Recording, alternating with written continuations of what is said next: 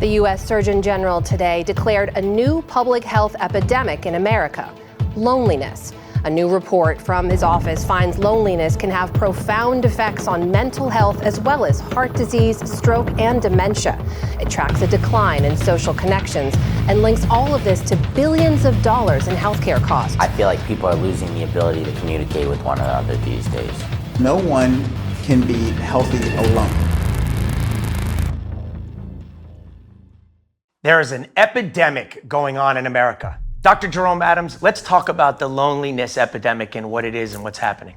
Well, one of the things we know is that coming out of the pandemic, we've seen increases in suicides, we've seen increases in substance misuse and overdoses, and a lot of that traces back to a loneliness epidemic that was evolving long before the pandemic, but was exacerbated by a year, 2 years in many communities of people being told, stay home, don't be around one another.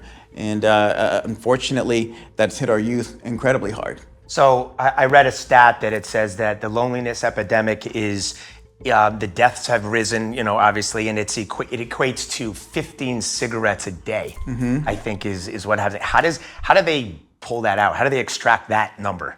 Well, again, anytime we're looking at a risk factor and an outcome, we say, okay, people are dying. Why are they dying? And is it because Group A smokes more cigarettes than Group B? Right. Is it because Group A eats more French fries than Group B? And when they control for everything else out there, they've seen that people who are isolated, people who are lonely, actually have higher death rates, higher cardiovascular disease rates, interestingly enough, even higher cancer rates than people who have a sense of connectedness. And there's many reasons that potentially are causing that. They're still trying to unpack what it is about loneliness. Please let us know how you can advance the health of America. Well, one of the things that we can do is recognize that no one can be healthy alone. When you look at blue zones, I don't know if you're familiar with blue zones, but there's places on the planet where people live to be over the age of 100 more often than anywhere else. When we look at the secret sauce in blue zones, one of the biggest ingredients is connectivity. It's community. It's people around you who encourage you to be active, people around you who you share meals with. That connectivity, that social tissue is really incredibly important. And it comes back to the point of we need to build healthier communities so that then people can make healthier choices as a default. The healthiest places, the places where people live the longest, they're not the places that have the most gyms, the most equinoxes, or the most solar cycles. They're not. They're the places where where communities are there and people support and encourage one another. The United States spends 2.5 times the OECD average. The OECD are all the other wealthy nations like Switzerland, like Germany, like Japan. We spend 2.5 times what they spend per person on healthcare in the United States. Yet our life expectancy is below all those other nations. We're below them on most every health metric: infant mortality, maternal mortality, cancer, cardiovascular disease. And it's because we haven't created communities that foster mental and physical wellness. What do you think about the lack of technology? Because to me, I feel like people are losing the ability to communicate with one another these days. Well, interesting stat. When you poll young people will tell you they are more connected than they've ever been in their lives. But at the same time, they're lonelier than they've ever been in their lives. They've got more friends, and I'm doing my air quotes here because we know what I mean on social media when we say friends. And there's this perception that they're more connected to communities, but the social media creates these expectations, this keeping up with the Joneses kind of mentality that makes you continually feel inadequate.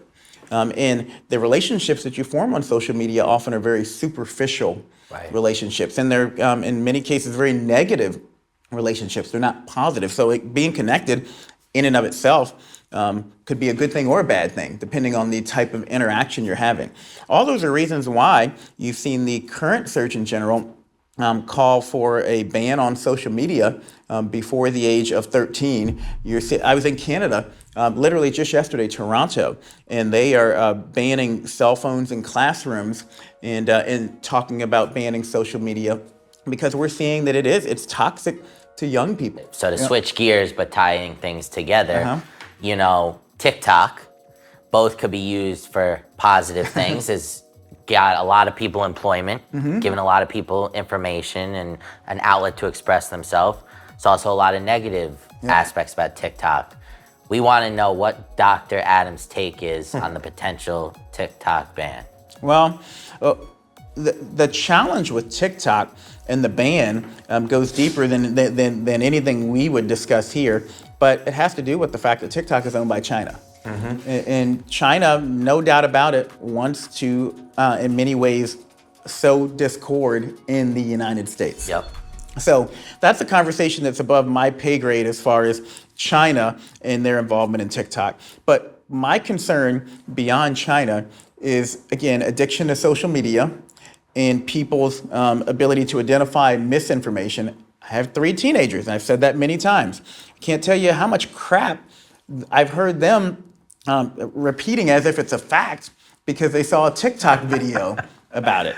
So there does need to be recognition and perhaps some rules or regulation in regards to what is available on TikTok, because it is influencing our young people in many different ways, some positive, some negative. Some are positive. My daughter goes on TikTok and she likes to bake. And she gets recipes on TikTok and, you know, and bakes. And that's a good thing. That's a good outlet. It's good for your mental health. But how do we make sure young people in particular are not being exposed to negative or untruthful information that's going to harm them on TikTok?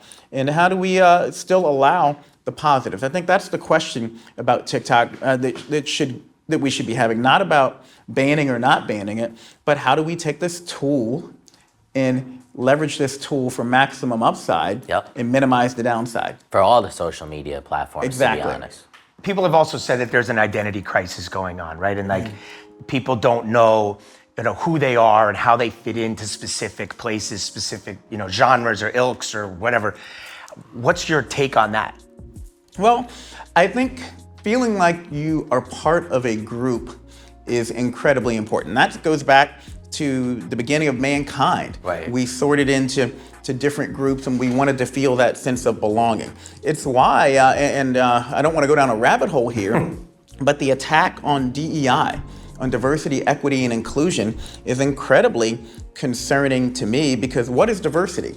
It's the 3 of us sitting here. We come from different backgrounds, different stories. We are diverse. That's not a bad word. Right. Equity is making sure people have what they need to be successful, and recognizing that, hey, I may need different things based on my background, my genetics, my life experiences than what you do. That's not a bad thing. And inclusion is simply saying we're creating a society, an environment, a community where people feel like they belong. And so I do think that thinking about belonging and inclusiveness is important. And I think when we create communities where people feel like they can be a part of that community as opposed to when they feel ostracized, you are going to decrease loneliness and you're going to improve health. And do you feel like, too, like the other day I was out at a restaurant and everybody was sitting there on their phones, and it's like the simple communication skills I feel like are going away. Even since COVID, everybody's on Zoom now.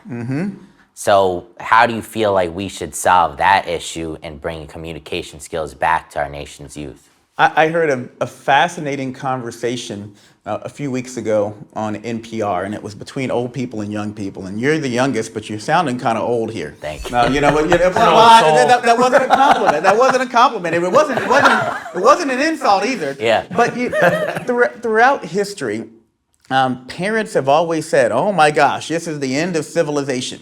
When the radio came out, when television came out, when the internet first came out. And so I don't necessarily think of cell phones as a bad thing. They're a tool. A hammer's a tool. I can build a house with a hammer, or I can kill someone with a hammer. Right. Literally. I can do both of those two things with that tool. Cell phones are a tool, and what we need to do is recognize the harm that tool can do. And we need to also think about how we can leverage that tool to increase connectivity in a meaningful way. So it points back to, we need research on these issues, and that research starts with recognizing that, hey, there are problems that are coming out of people misusing these tools that are available. Like, what does that responsibility look like? Obviously, it starts at the top with legislation, but, how do parents play a role? How do us as Gen Z and millennials play a role in this? That's a fantastic question, and you hit on the different points. No one group, no one person is going to be able to tackle this. It starts with individuals, helping individuals understand. Just like I was the Surgeon General, I need individuals to understand cigarettes are harmful to your health, and you should avoid cigarettes. You should try to avoid starting cigarettes, and you should try to quit if you are using cigarettes. Right. Social media, it can be harmful to your health. I want everyone to be aware of that. Moderate their use, and if you're using it too much, avoid it. That's on the individual level. On the parental level, we want parents to be aware of what their children are engaging in. And so I put out a advisory on vaping in young people when I was Surgeon General. That was directed towards parents, saying, hey, parents, understand this is happening. And have rules about phones at the dinner table, about your kid having phones all throughout the night. Once upon a time, you had a bully at school, and when you left school at 3 p.m., you left that bully until 8 or 9 a.m. the next day. Now that bully is following you home, and in many cases, you're the one that's bringing that bully with you, right? Because you're keeping that bully in your pocket with you everywhere you go. So that healthy separation sometimes needs to be at the parental level, but then we're having debates about government and society. We're not done yet with Dr. Adams. Dr. Adams, just tell the people real quick where they could find your book. You can find my book, Crisis and Chaos, Lessons Learned from the COVID War, on Amazon or on Barnes & Noble. This is Misunderstood.